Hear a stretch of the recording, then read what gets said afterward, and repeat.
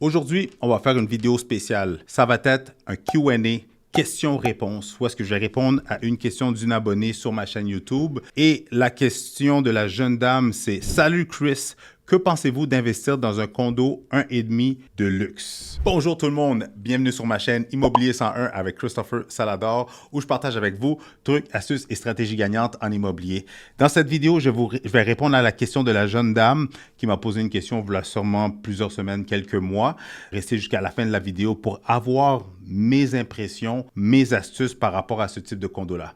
Mais juste avant d'aller plus loin, si vous désirez vendre, acheter ou investir en immobilier, je vous suggère d'aller dans la description, dans le bas de cette vidéo. Vous allez pouvoir cliquer sur un lien pour réserver une consultation gratuite avec moi où est-ce que je vais pouvoir répondre à toutes vos questions. On va regarder votre situation et en plus, on va pouvoir élaborer un plan d'action qui va vous permettre de soit vendre, acheter ou investir en immobilier. Alors, sans plus tarder, rentrons dans le vif du sujet dans un instant.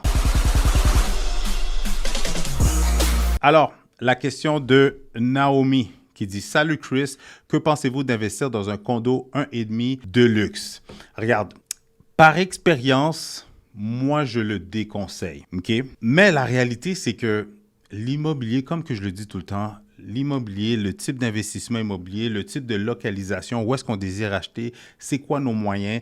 Il y a beaucoup de choses qui peuvent venir influencer si on devrait acheter ou non. Parce que l'immobilier, la réalité, c'est que c'est du cas par cas. Je pourrais bien te dire non, mais pour certaines personnes, je suis sûr qu'il y a des gens qui ont acheté des condos et qui les ont revendus puis qui ont fait une bonne somme d'argent, même si c'était des 1,5. Mais la réalité, c'est que selon moi, si vous êtes, tout dépend de votre montant de préautorisation. OK? Je vais répondre à la question de différents angles. Le premier, c'est sûr pour quelqu'un qui a un petit budget, puis tu veux absolument acheter, tu n'as pas le choix, tu veux passer à l'action, mais tes revenus, on a des faibles revenus, on n'a pas une grosse mise de fonds et on n'a pas le choix, je te dirais go. Vaut mieux acheter un bien que le pire qui peut arriver, c'est que l'appréciation se fait lentement. Mais si tu as l'intention d'aller l'habiter, si tu es en mesure de le louer et que ça se paye tout seul, et même encore plus, s'il y a la possibilité que ça peut être cash flow positif, go, passe à l'action. OK? Ça, c'est un. Dans un autre angle, j'ai un exemple pour vous. J'ai une cliente, elle m'appelle, elle veut vendre son condo. C'était un studio, pas de chambre fermée. C'était même pas 400 pieds carrés dans le centre-ville, dans une construction neuve. Et elle avait acheté juste avant la pandémie, puis on l'a vendu pendant la pandémie. Non, elle avait acheté, si je ne me trompe pas, ça faisait pas longtemps. Mais le condo était construit dans une tour à condo super bien placée dans le centre-ville sur René Lévesque à la sortie de Guy.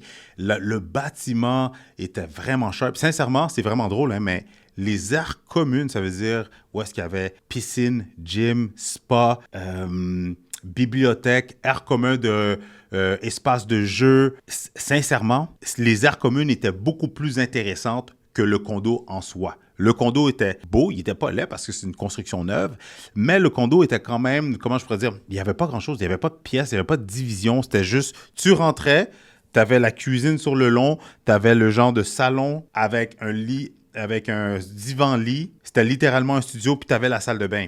Donc, tout ça pour dire que le prix qu'elle a acheté versus le prix qu'on l'a revendu, si je ne me trompe pas, je ne pourrais pas vous dire les chiffres exacts, mais elle n'a pas fait un très, très gros profit.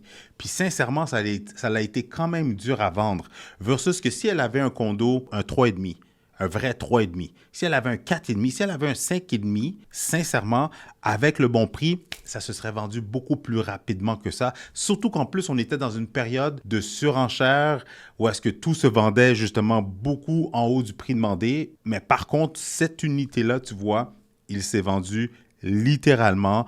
On avait, si je ne me trompe pas, je me rappelle bien, on a affiché le condo un petit peu en haut de 300. Je pense, si je ne me trompe pas, 309 000.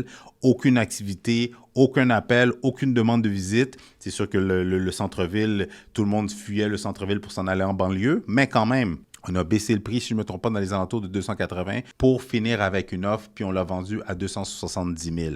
Versus que si elle avait une chambre fermée, 2 chambres fermées ou un 5,5. Et surtout, en plus, elle n'avait pas d'espace de stationnement. Mais si elle avait au moins un stationnement plus des chambres fermées, c'est sûr que ça se serait mieux vendu beaucoup plus rapidement et elle aurait pu faire un plus gros profit. Donc, prenez cet exemple-là pour mieux gager est-ce que l'unité que vous allez acheter fait du sens ou non. Parce que la réalité aussi, je vous dirais ça c'est la troisième réponse, la réalité c'est que c'est sûr que les petites unités, ce sont des faits, c'est juste de la logique. C'est sûr que les petites unités qui n'ont pas une grosse superficie au pied carré, je vous dirais n'importe quoi qui est vendu en bas de 500 pieds carrés, c'est quand même assez petit. Parce que en bas de 500 pieds carrés, mettons 450 ou moins, dites-vous que il doit avoir un salon, un espace pour dormir, une cuisine, assez d'espace pour au moins mettre un coin repas, plus la salle de bain. Ça veut dire que c'est vraiment pas gros. Sincèrement, il y a des maisons haut de gamme, puis même des maisons moyen haut de gamme que la chambre des maîtres est beaucoup plus grande que le condo en soi. Donc, tout ça pour dire que les unités de 500 pieds carrés et moins, sincèrement, là, sont beaucoup plus difficiles à vendre. L'appréciation se fait beaucoup plus lentement et si vous désirez faire un effet de levier, ben, ça va prendre beaucoup plus de temps. La seule façon de faire un effet de levier, ça serait littéralement de vous focaliser sur le remboursement de la dette pour que justement vous avez presque plus d'hypothèque et que sur quand même un moyen long terme, vous allez pouvoir utiliser cette propriété-là comme effet de levier. Mais même là encore, l'effet de levier que vous allez aller chercher ne sera pas énorme comparativement, évidemment, si on a une unité qui prend beaucoup plus de valeur plus rapidement, une maison ou etc. Donc, ce sont les 3 réponses. Comme je vous dis, si vous avez un petit budget, oui, let's go, passez à l'action parce que regardez, vaut mieux devenir propriétaire ou vaut mieux avoir un bien qui va prendre de la valeur, que vous allez pouvoir avoir les possibilités de l'utiliser comme effet de levier. En plus que peut-être que vous pouvez le flip, le moderniser, le rafraîchir puis le revendre, faire un profit ou encore, vaut mieux avoir acheté ce bien-là qui est une économie forcée versus d'avoir la possibilité de faire l'acquisition et de ne pas le faire et que justement vous gaspillez cet argent-là.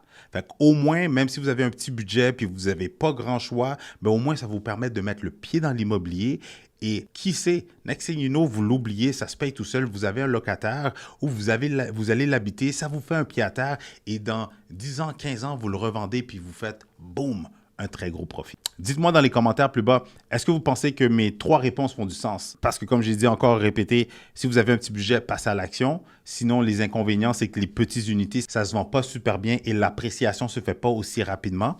Écrivez-moi vos impressions dans les commentaires. Est-ce que les condos de luxe, mais petits, même pas de chambre studio ou style de loft, est-ce que ça fait du sens? Est-ce que ce sont des bons investissements? Écrivez-moi dans les commentaires. Pendant que vous y êtes, écrasez le bouton j'aime si ce n'est pas déjà fait, si vous aimez ce genre de contenu. Inscrivez-vous à ma chaîne.